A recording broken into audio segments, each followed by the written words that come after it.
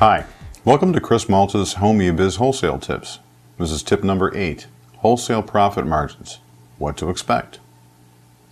I get a tremendous number of people asking what kind of profit margin to expect from a wholesale supplier. The first thing to understand about that is that profit margins will vary greatly depending on the product, the market, the demand, and many other things.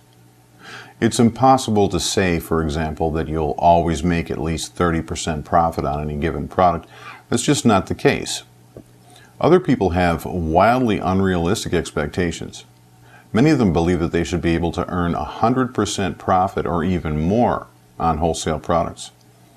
That may happen sometimes with very large corporations who own big box stores, but even then, it'll only be on a very few items. Online sellers need to understand that we are small businesses, and we don't have the buying power that the big box stores do.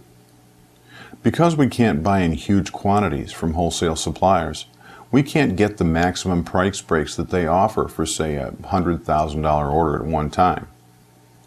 So what should you expect to earn? Generally, you should not sell a product that you earn less than 15% profit on. If you're earning a 30 to 40% profit, you're doing very well. Now, profit margin is not determined by simply subtracting the wholesale cost from the retail price that you charge. There are other factors you have to consider. For example, if you paid $100 for 10 products and sold them for $15 each, you gross $150.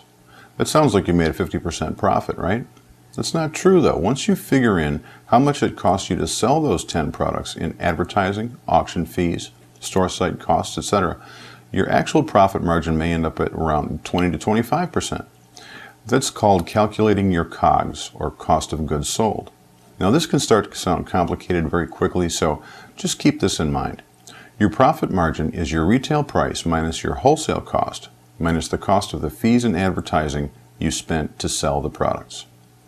People who take time to understand that do much better in online business overall. So there is no set number that you should expect as a profit margin. Once you figure out what it costs you to sell your products, you should have at least a 15% margin or higher, or that product probably isn't worth continuing to sell. Check out worldwidebrands.com for much more free information on this subject.